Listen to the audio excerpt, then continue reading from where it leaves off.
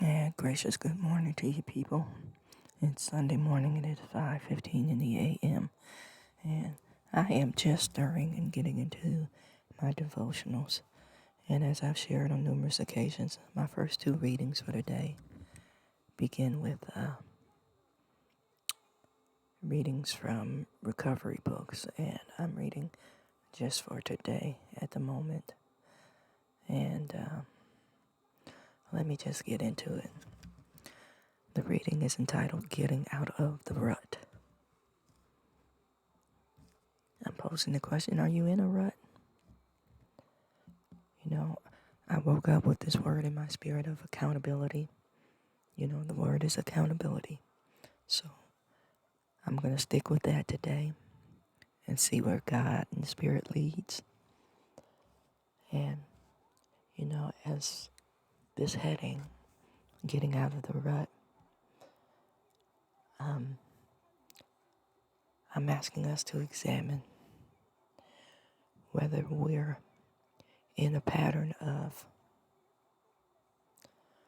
dysfunctional behavior, and I'm going to challenge us. Notice I said us, to seek the cause and the cure for our dysfunctional behavior patterns. Okay, now I'm going to get into the reading. It says, many times in our recovery, and when I use the word recovery, I often substitute it for our healing process. The old bugaboos will haunt us. So many times when we declare ourselves in the healing process, or we're making changes in our lives to heal, and I'm using air quotes when I say to heal, and I'm using air quotes because, many of us just want to feel good.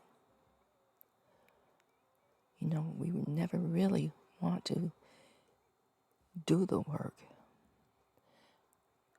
to heal because it's intense, it's painful, it's difficult, and we familiarize ourselves with the pain so much that, the unknown scares us.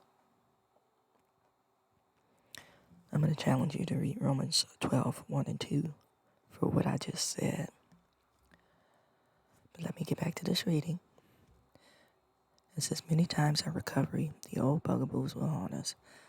Life may again become meaningless,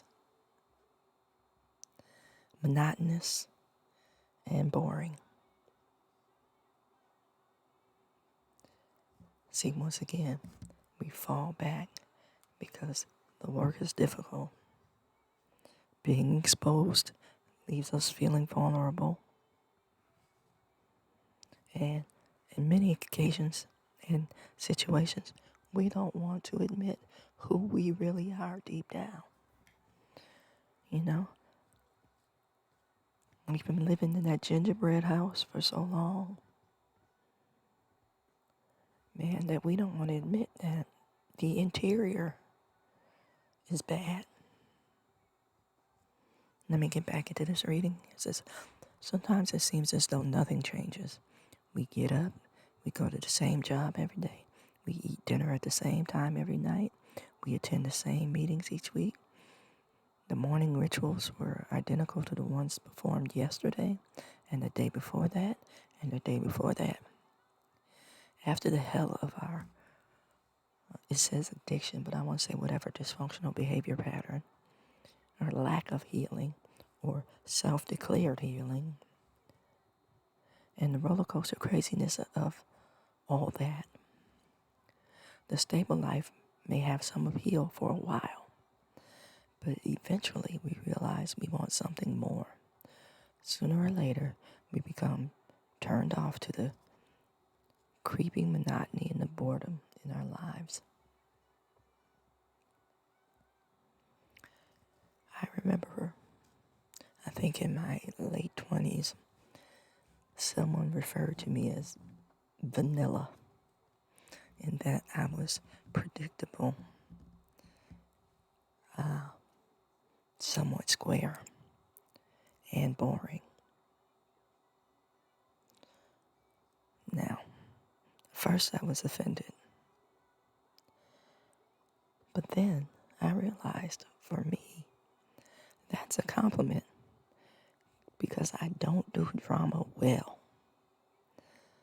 And I will do drama when you bring me drama. And, I am more like the Incredible Hulk at that point. You won't like me when I'm angry.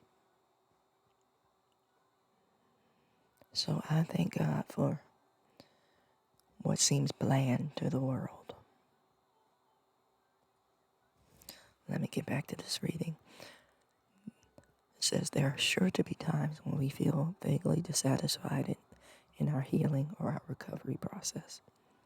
We feel as though we're missing something for some reason, but we don't know what or why. And I want to say that's self-will. I want my blessings to look like what I want my blessings to look like. And I ignore God's provision because I'm locked and loaded on what I believe the world says I should have, or my inner worldly attraction.